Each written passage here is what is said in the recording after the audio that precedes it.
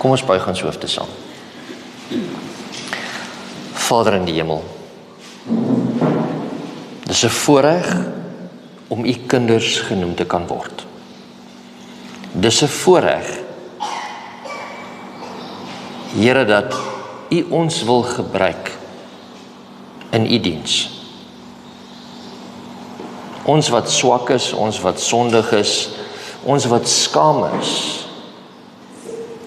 U wil hê ons moet 'n aandeel hê, sodat ander ook die ewige lewe kan beerwe en vir ewigheid in u teenwoordigheid wees. Seën dit wat ons vandag gaan doen.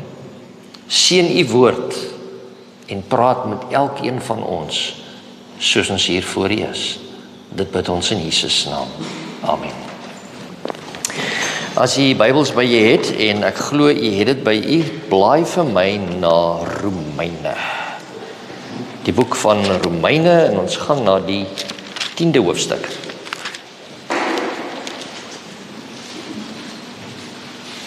Romeine hoofstuk 10.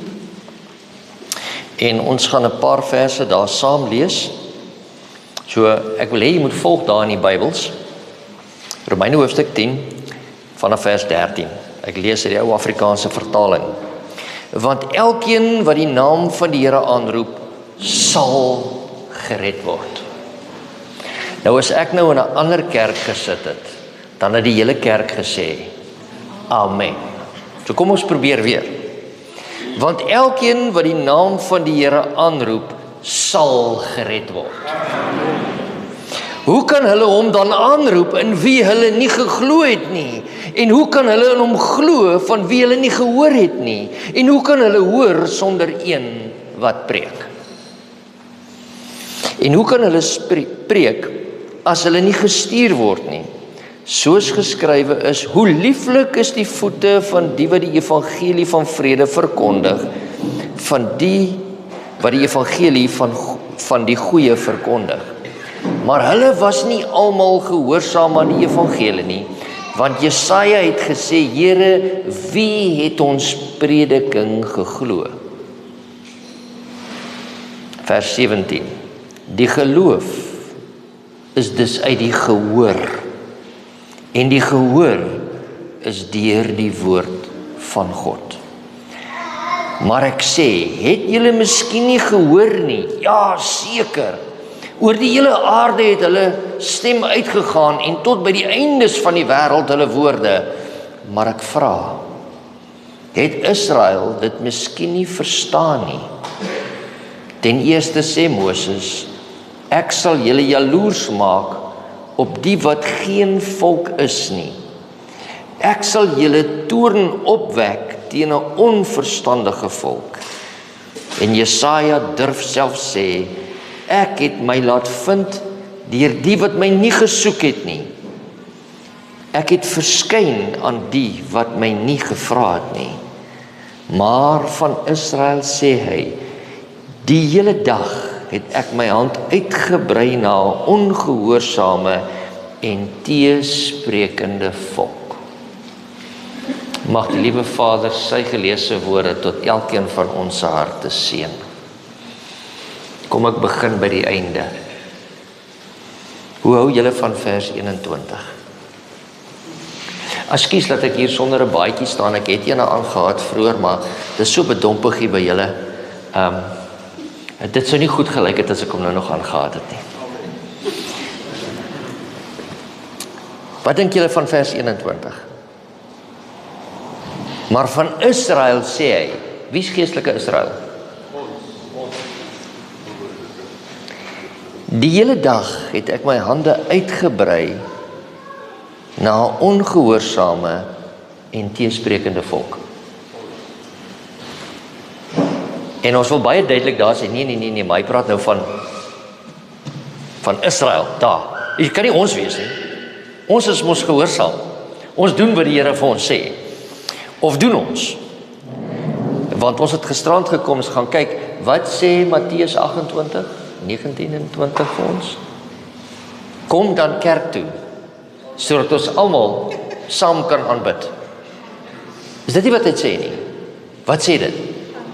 Gaan dan heen en verkondig dit aan elke stam, taal, nasie en volk. Leer hulle, sodat hulle kan weet, sodat hulle na die Here toe kan kom. So, ek weet dit is die kerk se missie, om uit te gaan en te gaan verkondig. Maar dis jou missie.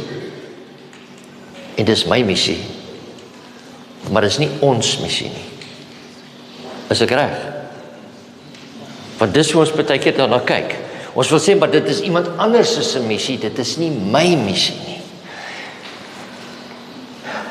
Kom ek begin by daai punt. Daar's sekere mense wat net jy kan bereik. Dr. Spammer, daar's sekere mense wat jy sien in die spreekkamer, wat ek en leraar Arnold nooit gaan ontmoet nie. So kan ek na elkeen van julle toe gaan, in die beroepe en die area waar jy sit. Met ander woorde, ons het nodig om daai evangelie na ander toe te bring. Nou, gisterand, wie was gisterand hier, kan julle onthou? Wat het Moses gedoen, wat moet ons nie doen nie? Los asseblief 'n boodskap, die Here roep ons. Kom ons los 'n boodskap, Here, los het vir my 'n boodskap na die biep. Ek sal na jou toe terugkom, wanneer dit vir my geleë is. Nou weet jy wat? Vandag praat ons, en kan jy onthou wat was die groot Afrikaanse woord wat ek vir julle gegee het gisterand? Dis amper daar. Verpruts. Nou ek moet vir julle sê, ek het nie geweet wat dit is nie. Ek moes dit gaan opsoek. Is 'n informele Afrikaanse woord wat beteken om iets te bederf, op te mors of deur swak hantering te laat misluk. Dis wat dit beteken. So, die tema van vandag sê, hoe om nie evangelisasie, my vrou het gesê te bederf nie, sy het 'n mooi woord gebruik, op te mors nie. Het jy al evangelisasie gedoen in die kerk, en nie net in Tygerberg nie, maar ons is almal in verskillende areas gewees, en dan doen ons 'n uitreik en dan raak die name weg. Het dit al by julle in die kerke gebeur? Jy doen 'n gesondheidsuitreik, 'n expo, en na die tyd wil jy die name opvolg, en niemand het die name nie. Of jy kry mense vir Bybelstudies, en agterna is al die Bybelstudie name net weg. Hoekom?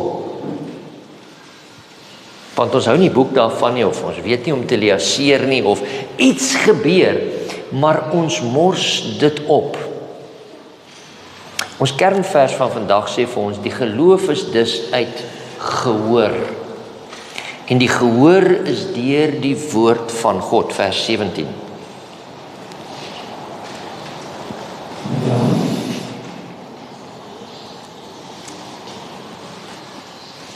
Het julle al begin en dan wil julle met iemand met die Here praat? Jy dink, jy kry nou daai gevoel, jy wil nou met iemand praat, en dan kom jy by mense en jy probeer jou mooiste Afrikaans gebruik, en jy probeer met daai wat ons sê, met broederlike liefde na iemand toe gaan, en sê jy, weet jy wat, ek wil vandag iets met jou deel.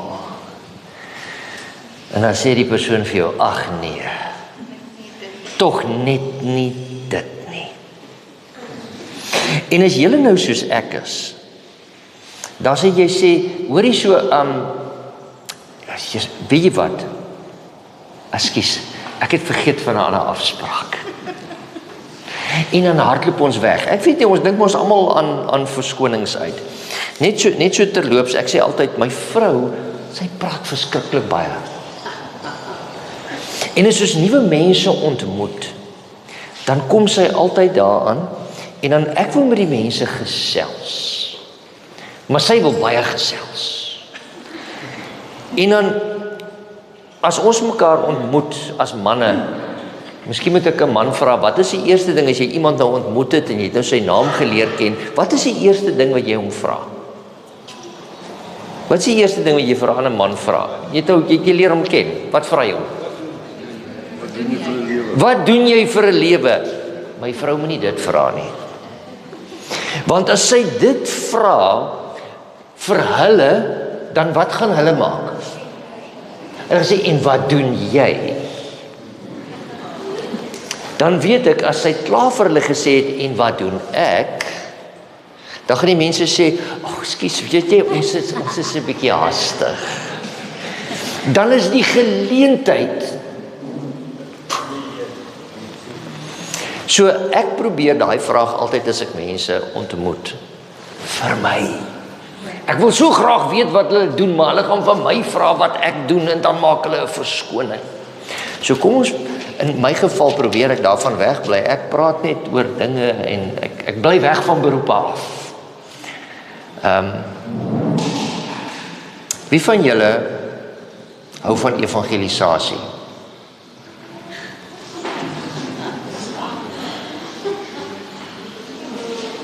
Wow!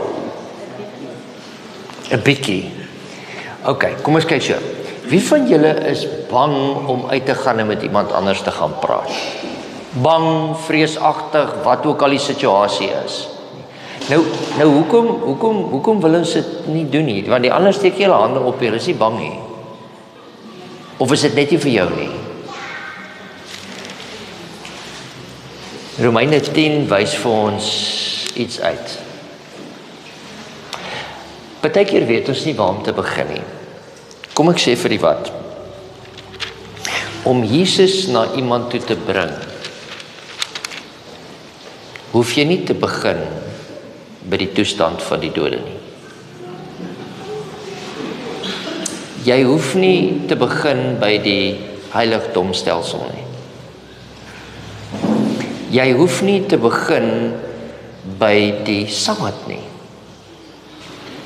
Maar waar jy moet begin, is daar waar jy die Here ontmoet het. En dit wat hy vir jou gedoen het in jou lewe.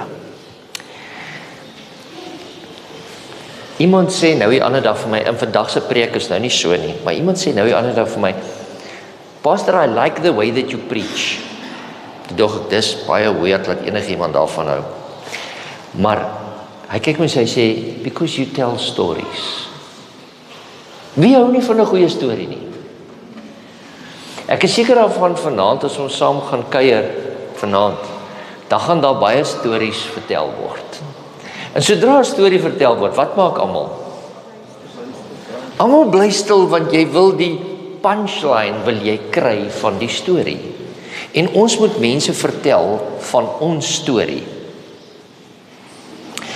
Die woord sê vir ons hierso, as niemand praat nie, sal niemand hoor nie. So ons het nodig om te praat van dit wat Christus vir ons gedoen het. Ek het hier 3 scenario's. Die eerste ene, 'n teologiestudent. Maar wat julle ken van hulle nê, teologiestudente. Wanneer hulle op college kom, het hulle aan niks tekort nie. Hierdie ouens is wel af. Hulle het nie 'n probleem nie.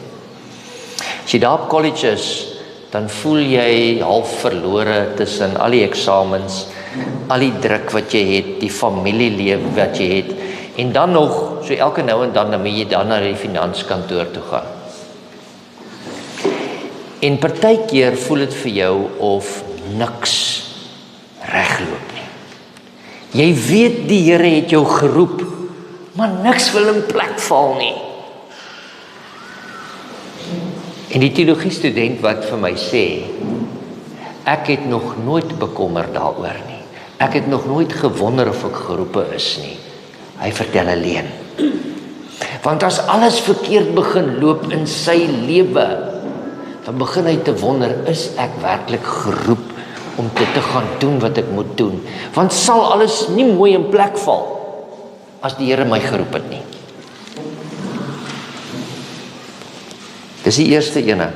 Tweede ene is 'n pa wat werk van vanmôre tot vanaand. Hy werk oor tyd. Hy sien sy kinders net so as hy hulle 'n piksoentjie gee vanaand as hulle al klaar in die bed is. Want hy werk om te voorsien vir sy gesin. En hy weet nie of dit alles die moeite werd is nie. Want as hy nie so hard werk nie, is daar nie genoeg nie. Ons ken mos daai storie. En hy vra vir homself, wat is die betekenis van die lewe? En ons weet, Salomo het dit vir ons gevra in Prediker 1 vers 2, is nutteloos. Alles is 'n gejaag na wind. 'n Tiener kom en hy het baie vriende. Die jong mense, julle het ons baie vriende, nê? Aanlyn vriende. Weet julle nie baie aanlyn vriende nie? Jong, jy kan baie aanlyn vriende hê. Nou die dag toe kyk ons, toe sien ons op Facebook het ek en my vrou 1900 followers. Ek ken nie eens 1900 mense nie. Maar ons het 1900 followers. En baie van ons jong mense sit met baie mense wat hulle ken aanlyn. Maar eintlik ken hulle maar net 'n paar mense.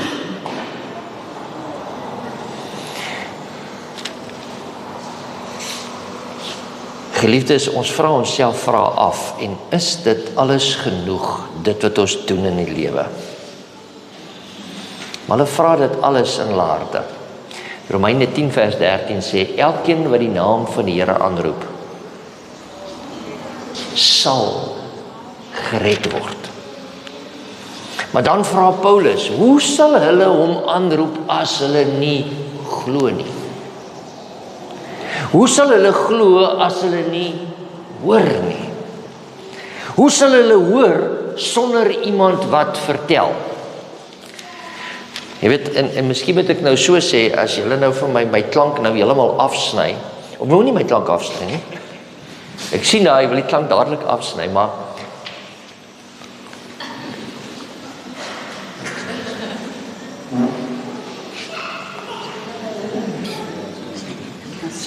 kan julle lippe lees? Ok, mag gou julle oë toe. Gaan julle dan kan sien wat ek vir julle sê. Of julle sien wat ek vir julle sê, maar as ek 'n hele gesprek met julle vertel oor wat Christus vir my gedoen het, en ek doen dit sonder 'n klank, dan is dit soos 'n WhatsApp wat jy vir iemand stuur, en jy tik so teses, maar as nie data wanneer jy dit wil stuur nie. Gaan dit help? Dit gaan niks help nie. So met ander woorde, dit help veel, ons hou alles hier by onsself, en ons sê vir mekaar, ons moet uitgaan en gaan verkondig. En weet julle wat, ons doen dit mos gereeld in die kerk. Ons moet uitgaan, ons moet verkondig. Ons moet met die wêreld voorberei, want Jesus kom. En ons moet mense voorberei, en as ons weer daarby uitkom, dan sê ons dit volgende keer weer vir mense, maar ons gaan nie uit hê. Ek weet nie van julle nie, ek het 'n kleintjie dood as ons by die bidure kom. Nie vir die bidure nie. As by die bidure kom, dan sê iemand, weet jy wat, ek het 'n probleem met my klein toontjie. Bid asseblief daaroor. Dan sê iemand, nou wat is fout met jou klein toontjie? Weet jy wat, ek het hierdie en daai en daai. Weet jy wat, ek het nogal goeie raad vir 'n klein toontjie. En dan het ons 'n hele gesprek oor daai klein toontjie. Maar wat doen ons nie? Ons bid nie daaroor nie. En baie keer as 'n kerk kom ons en ons praat oor evangelisasie. Ons leer van evangelisasie. En dan gaan ons huis toe, tot ons volgende keer weer daaroor praat. En dan doen ons nie evangelisasie nie. Weet jy wat? Die Here kon hierdie werk gedoen het sonder ons. Net so. Maar hy het verkies dat ons 'n aandeel daarin moet hê. Want as ek vir enigeen van u vra wat u al met iemand anders gewerk het en daardie persoon het 'n besluit geneem om die Here te volg, dan gaan hy vir my sê, dit is die beste ervaring wat ek nog in my lewe gehad het. Dis 'n groot verantwoordelikheid. Die probleem is net, daar's iemand wat jy mee kan werk, wat ek nie mee kan werk nie. As jy nie met hom praat nie, en hy gaan verlore, ek stel dit hier in my agterkop, kom daar, skus tog, ons kom in die hemelse poorte aan, daar by die pearly gate, kom daar aan, en Jesus staan self daar, en hy sê, man, ek is so bly om jou te sien. Maurits, dankie dat jy hier is. Maar waar is die buurman wat langs jou gebly het? Ekskuus dat ek jou naam gebruik. Kom ons gebruik my naam. Waar is die buurman wat langs jou gebly het? Wat gaan ek kan sê? As ons kinders stout is en ons weet hulle het 'n ding gedoen en ons vra vir hulle 'n vraag en hulle weet hulle is skuldig, met hoeveel woorde antwoord hulle jou? Die ou mense het gesê, hulle staan daar met 'n mond vol tande, En dit beteken nie dat ons nie die hemelse poorte gaan bereik nie, maar ons kan daar wees sonder ander. En kom ons sê vir die wat, ons moet ander mense bereik, maar u wil graag hê dat iemand u geliefdes moet bereik. Want het is mos moeilik om met jou eie familie te werk. Hulle wil dit van iemand anders af hoor. Maar weet jy wat, ons moet dit doen sodat ander mense met ons geliefdes kan werk. Want ons wil nie daar wees sonder hulle nie. Die probleem is nie dat ons nie omgee nie, ons gee om. Maar jy weet, die eerste fout wat ons maak wanneer ons met ander mense praat, dan praat ons oor reëls en regulasies. Jy weet mos, ek weet toe ek saam met my familie in die kerk ingekom het, toe sit hier die laat 70s, die vroeë 80s, toe het ons bekend gestaan as die kerk van die moets en moenies. Jy moet dit doen, jy moet dit doen, jy moet dit doen, jy moet nie dit doen nie. Dit is hoe ons bekend gestaan het. Mense soek hoop, as ons na mense toe gaan, moenie vir hulle vertel wat hulle verkeerd doen nie. Meeste mense weet wat hulle verkeerd doen. Ons moet vir hulle hoop gee om met hulle te gesels. As jy vir iemand sê, jy moet eers van jou tattoos ontslaa raak, of jy moet eers van jou gremering ontslaa raak, of jy moet eers van, kom ons gaan 'n bietjie verder, van die sigarette en van die drank en van al die goed ontslaa raak, dan hoor die mense net een ding, en eintlik hoor hulle, ek is nie goed genoeg nie. En as jy klaar nie goed genoeg is nie, wat gaan jy maak?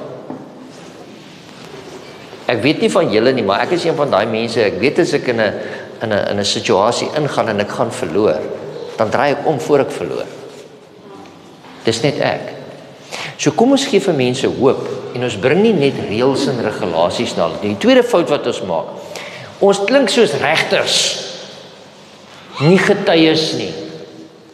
Christus het ons nie geroep om regters te wees nie. Hy het gesê, julle moet my wat wees? Getuies. Julle moet van my getuig van hoe goed ek is. Ons moet hulle die storie van genade bring. En nou kan ek dit net so bysit, ons vertel ons altyd, dan sê ons vir die mense, nee, maar kyk, luister, ons moet nie vir hulle melk gee nie. Ons moet vir hulle vaste kos gee. En ek weet ek gaan gestenig word, maar gaan dit in elk geval nou maar sê, want ek het gesien, julle het nie klippe ingebring nie. Christus en die liefde van Christus kan nie melk wees nie. Dit is die evangelie. Hy is die evangelie. Hy is die middelpunt daarvan. So ons moet vir die mense Christus bring. En as hulle hom ontmoet, sal al die ander goede verander. Maar baie keer kan ons nie vir mense vertel van Christus nie. Maar as hulle kan hulle vertel van die gesondheidsboodskap. En ek sê nie, is verkeerd nie. Maar ons kan hulle vertel van al die ander doktrines, maar ons kan hulle nie vertel van Christus. Kom ons leer om Christus met die mense te deel.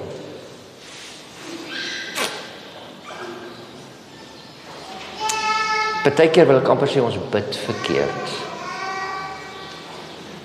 Ons sê altyd, Here, ons wil daai mense hulle moet 'n besluit maak. Ons bid vir hulle. Wanneer laas het u vir jouself gebid deur te sê, Here, wanneer ek met iemand anders praat, laat ek die regte ding sê. Laat ek mense na jou toe trek in plaas van om mense weg te druk van jou af. Ek sê altyd vir die mense, my vrou sê, hoor nou hierso.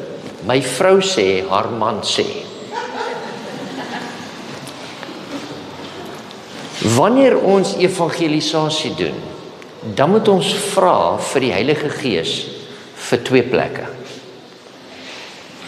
Die Heilige Gees moet die mense daar buitekant gaan voorberei, dat wanneer ons na hulle toe kom, dat hulle oop is vir die evangelie.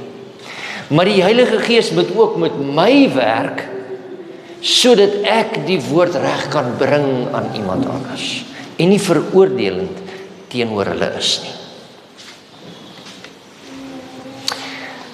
Romeine 10 se eenvoudige pad is die volgende. Paulus gee nie 'n ingewikkelde strategie nie. Hy wys 'n eenvoudige pad aan. Iemand word gestuur, iemand moet praat.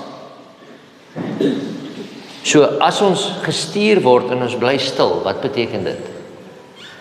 Kan niemand hoor nie. So ons moet uitgaan. En dis hierdie hele ding van ons wat ons baie keer verkeerd doen. Ons plaas iets in die koerant, advertensie. Ons sit dit op Facebook deesdae, en al die sosiale media platforms, en ons sit 'n banier voor die kerk op, en wat sê ons vir die mense? Kom, ekskuus tog, wat sê die opdrag? Is dit net ek wat dit raak sien? Ons sê vir mense, kom. Die Here sê, gaan. Met ander woorde, waartoe moet ons gaan? Daar waar hulle is. Hy sê nie, roep hulle, laat hulle kom luister waar jy is nie. Gaan na hulle toe. Iemand word gestuur, iemand moet praat, iemand moet hoor. Dan, as dit gebeur, sal iemand glo, want die Gees sal met hulle werk. Hulle sal die Here aanroep. En dan vers 13, hulle sal gered word. Paulus praat hier van geen advertensieveldtogte nie, geen perfekte aanbiedings van mooi die kronologie uitlê nie, net gehoorsaamheid en die res is sy werk. Wat het Ronay net nou vir julle gesê? Ons sukses word gemeet aan wat? Die saad wat leraar Arnold saai. Die saad wat ons, kom ons maak dit meer persoonlik, die saad wat ek saai. Dit is waaraan ek dit moet meet. Nou, ek wil nie hê julle moet nou vir my antwoord nie, antwoord julle self gou, vra gou daai vraag vir jouself. Hoeveel saad het jy persoonlik hierdie week gesaai? Okay. Het elkeen van julle eie antwoord? Right, jy jou eie antwoord? Kom ons kyk gou. Hoeveel mense sou ons bereik het hierdie week? Wil julle julle hand opsteek en net vir my wys 1, 2, 3, 5, 10?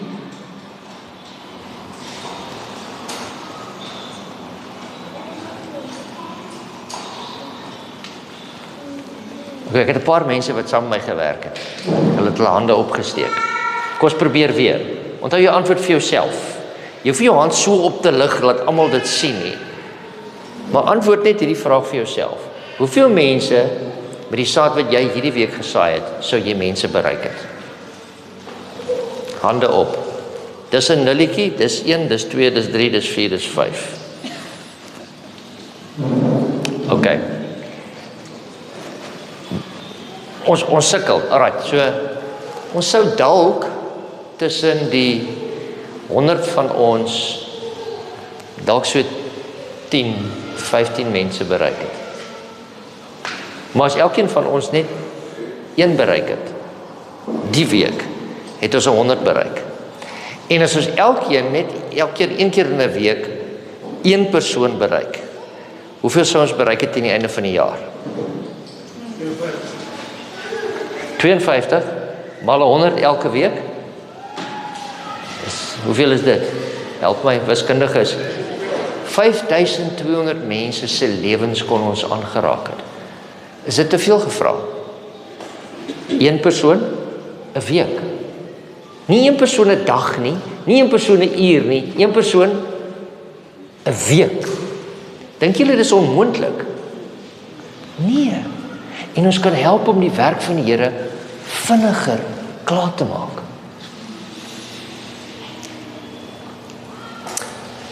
Een man sit in 'n dokter se spreekkamer, dis nie daar by jou nie. Hy sit in 'n dokter se spreekkamer. Hy's bang vir die uitslag wat hy gaan kry. Ek het nou die laaste tyd ek ook so 'n bietjie by die dokter gaan sit en jy sien mense kom in en hulle sit daar. Maar jy kan sien party van hulle het vrees. Hulle weet nie wat die uitslag is van wat die toetse vir hulle gaan sê nie. Daar sit 'n vrou langs 'n man en sy sien hy is nie lekker nie. En sy vra 'n vraag. Nie van, het jy slegte nuus gekry nie? Wat is fout met jou nie? Is dit terminaal nie? Sy vra byvoorbeeld, is jy ook senuweeagtig oor die uitslag? Dis mos 'n goeie vraag om te vra. Want jy sit nie 'n ander persoon op die spot nie, maar hy voel nou nie meer alleen nie. En daar kan doeteenvoudig 'n goeie gesprek volg. En daar kan jy net sê, weet jy wat? Ek is ook bang. Ek weet nie wat gaan gebeur nie. Maar kan ek vir jou 'n gebedjie doen? Om vir 'n persoon hoop te gee. Geen preek is nodig nie. Geen druk op mense om 'n besluit te neem nie. Maar mense gaan agterna dink wat die Here vir hulle gedoen het. Plant net 'n saadjie. Dit is wanneer Romeine 10 vers 17 gebeur. Geloof kom deur gehoor. Hoe om nie evangelisasie op te mors nie. Ons moet mooi luister. Ons is mos mense wat die evangelie wil uitbring. Kom ons luister mooi. Eerste ding. Manne, dit wat julle vrouens aldag vir julle sê.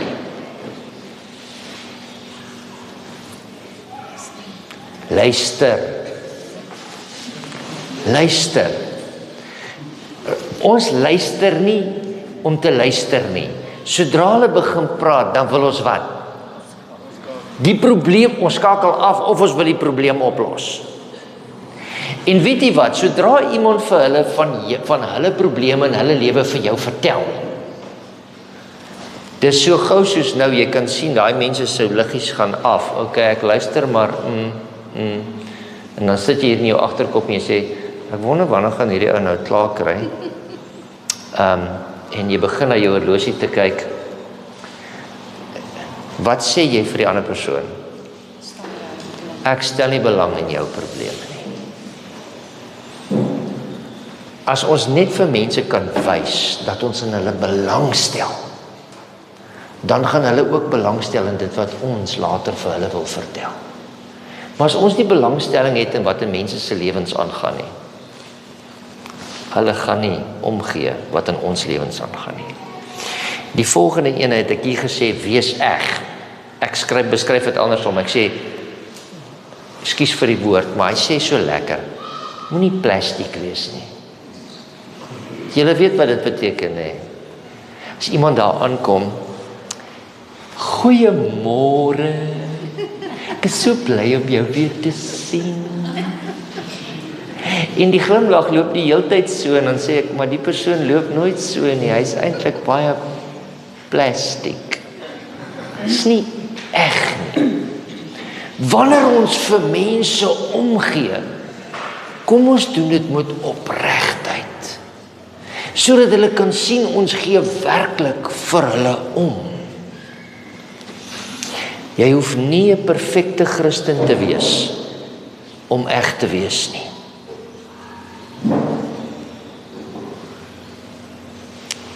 Ons is so bang om ander mense van Christus te vertel en dan ook vir hulle te vertel dat ons ook probleme het.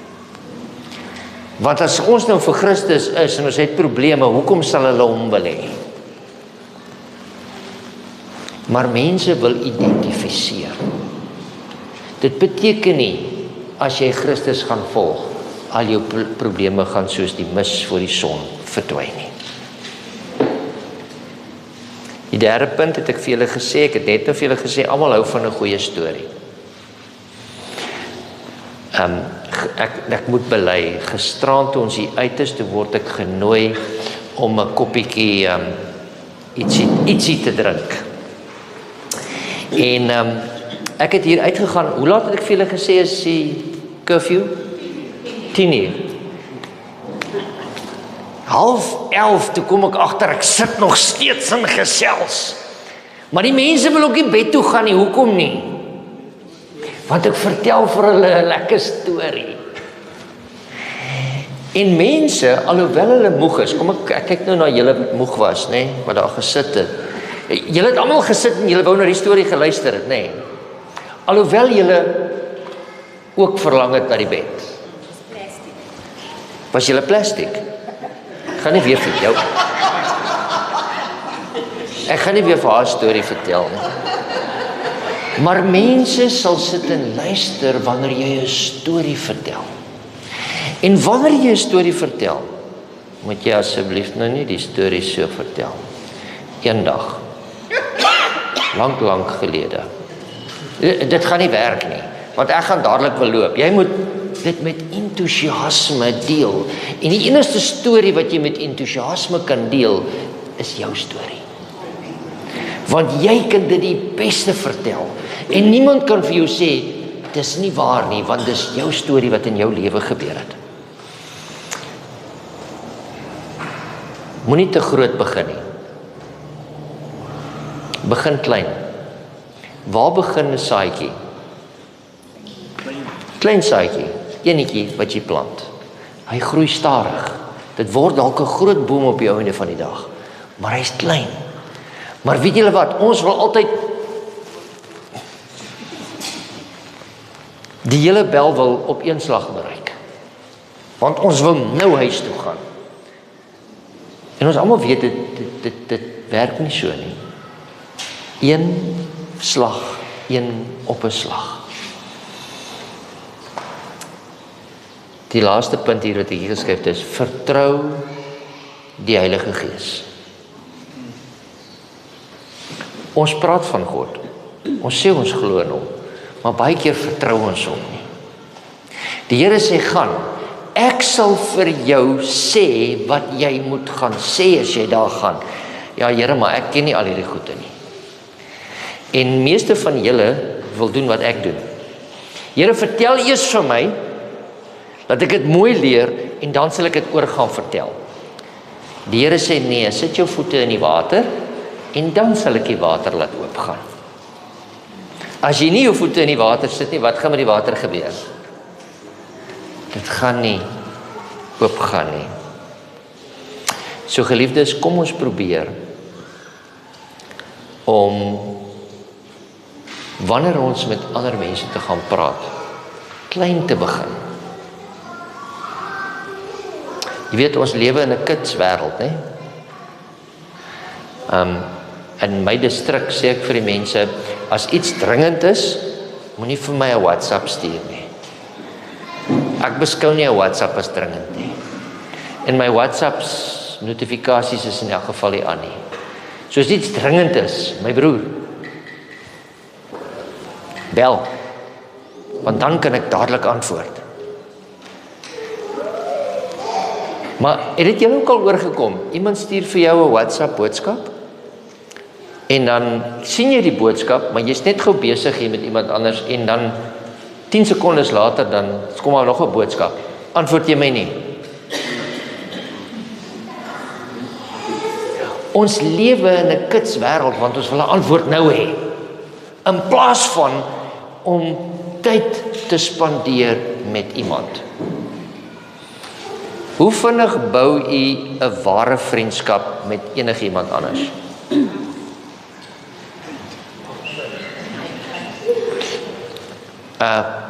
Hoe lank het jy gekuier? Moenie hulle gebruik as 'n voorbeeld nie. Okay, wie kan hoe lank het julle gekuier? Ek het haar 7-8 jaar geken voordat ek gesien het sy het haar boetie en sy het my vriendin se boetie gelos. Okay. En dis net deur daai en toe begin dit eers. Okay, so dit was vinnig. Ons was 10 maande. Maar 10 maande is ook 'n redelike lang tydperk. Met ander woorde, as jy iemand wil leer ken, kan jy dit nie binne 'n dag doen nie. Daar's nie 'n manier nie. Jy moet tyd spandeer. Nou weet julle wat, is julle tyd vir julle baie belangrik. Wie se tyd is nie vir hom of haar belangrik nie? Okay, so almal se tyd is vir julle belangrik. Weet julle wie se tyd is vir hom die belangrikste? Christus se tyd is vir hom die belangrikste. Want hy gun vir u en vir my nog tyd om nog van sy kinders van hom te vertel dat hulle hom kan aanneem. En dit lyk vir my of ons net besig is om te okkupeer, die tyd te okkupeer, laat dit net verbygaan.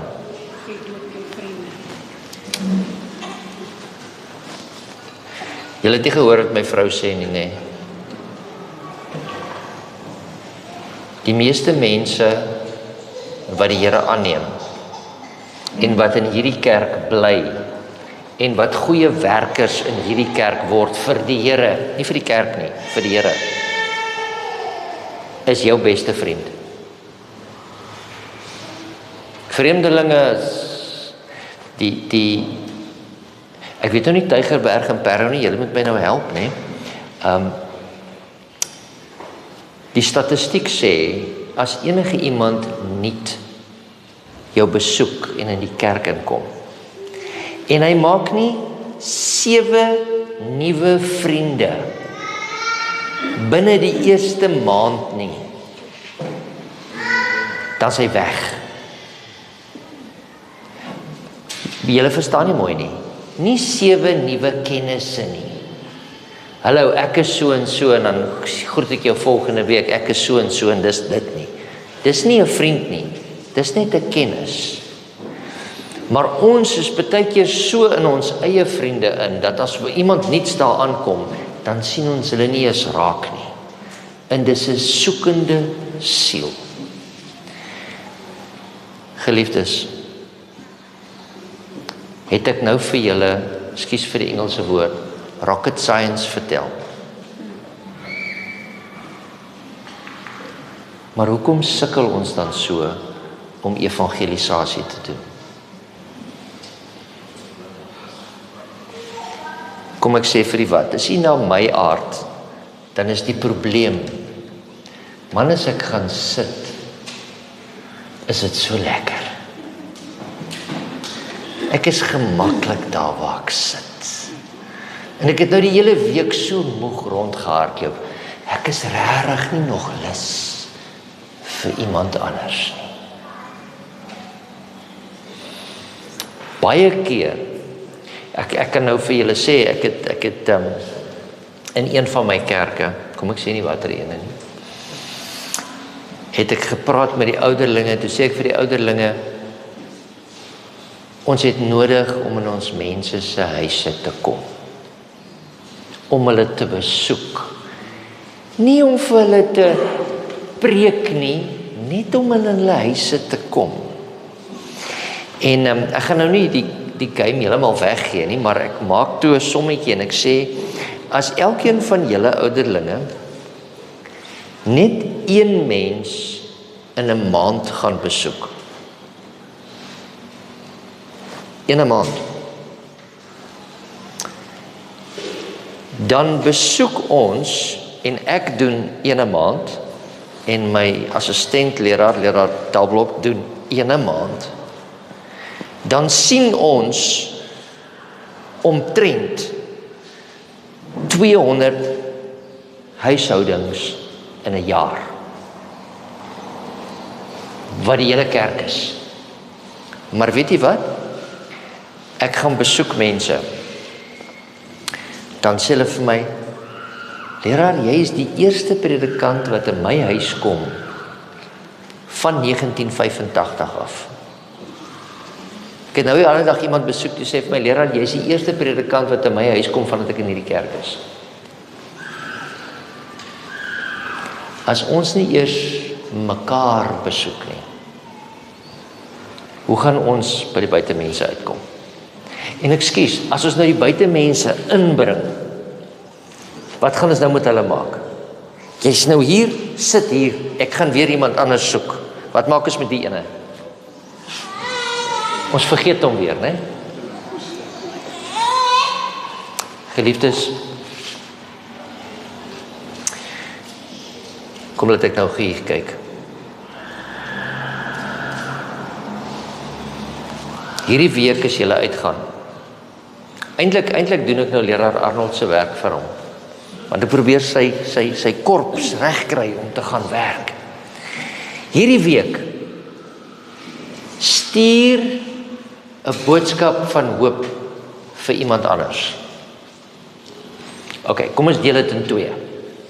Stuur 'n boodskap van hoop aan een ander kerkmens wat saam met jou in die kerk is. Want ons het ook hoop nodig, nie waar nie?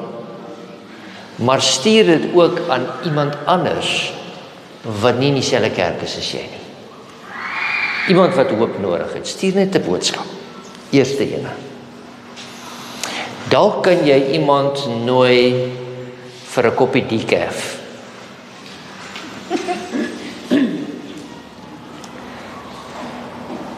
Dalk kan jy jou storie met een ander persoon deel. En hier is die eerste ding wat jy doen. In die môre, as jy opstaan en jy het nou klaar jou stilte tyd met die Here gehad. Hier is die een ding wat jy vir hom vra. Here, stuur een persoon op my pad vandag. Net een. Teenoor wie ek kan getuig van jou. En dit beteken nie jy gaan die hele al 28 leerstellings met hulle deel nie. Net getuig van die goedheid van die Here. Ek het dit al getoets. En ek kan vir julle sê dit werk. As jy vir die Here vra vir een, dan gaan hy vir jou een persoon stuur. Daar was al dae wat ek gesê het, ek gaan dit toets. Ek gaan nie vandag vir die Here vra nie. Dan kom maar niemand op my pad nie. Of ek nou die hele dag in die kantoor sit en werk, maak nie saak nie, daar kom niemand op my pad nie. Volgende dag gaan sê ek, Here, laat daar iemand op my pad kom, maar ek weet, ek gaan vandag die hele dag in my studeerkamer sit. So daar is nie 'n kans dat ek iemand gaan mee uitkom nie. En dan bel iemand my gou-gou en ek moet kerk toe hardloop en ek moet skool toe gaan en ek stop langs die pad en iemand klim uit en hulle begin met my te praat. En dan klik dit. Ek het gevra vir een en ek het eintlik die Here getoets. Want hy wil mense hê wat gered word. Hy sal antwoord altyd daai gebed vir jou beantwoord. So geliefdes, kom ons gebruik dit. Onthou, geloof kom deur gehoor. Iemand moet praat. Miskien is daardie iemand net jy wat kan praat. Romeine 10 vers 13, elkeen wat die naam van die Here aanroep, sal gered word. Gebruik dit en die Here sal julle gebruik om ander vir sy koninkryk te red. Amen. Kom ons doen wil julle nog, gaan ons 'n lied sing? Kom ons sluit af met, kom ons staan, dan sluit ons af met 'n gebed.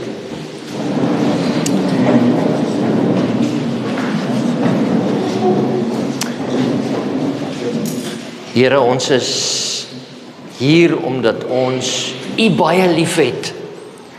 Ons is hier omdat ons in U teenwoordigheid wil wees. Ons is hier omdat U ons na U toe getrek het. Dit was nie eers uit ons eie uit dat ons gekom het nie, maar U het ons getrek. Wat 'n voorreg vir ons dat iemand gepraat het. Dat iemand 'n getuienis gegee het van die liefde van Christus. Dit mag dalk 'n ouer gewees het, dit mag dalk 'n kind gewees het, dit mag 'n kollega by die werk gewees het, maar iemand het gepraat. Here, gebruik ons ook om getuienisse vir U te kan wees.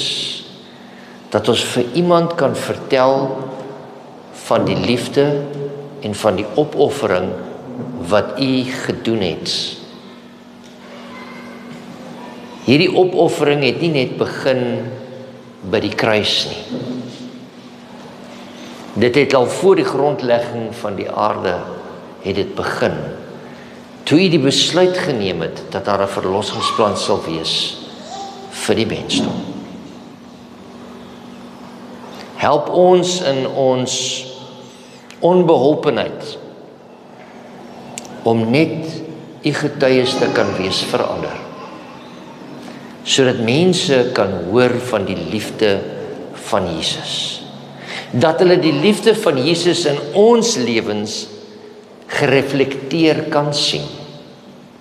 Help ons om nie U sending op te mors nie, maar help ons sodat ons U sending tot 'n einde kan bring, want Here, ons verlang om U te kan sien kom op die wolke.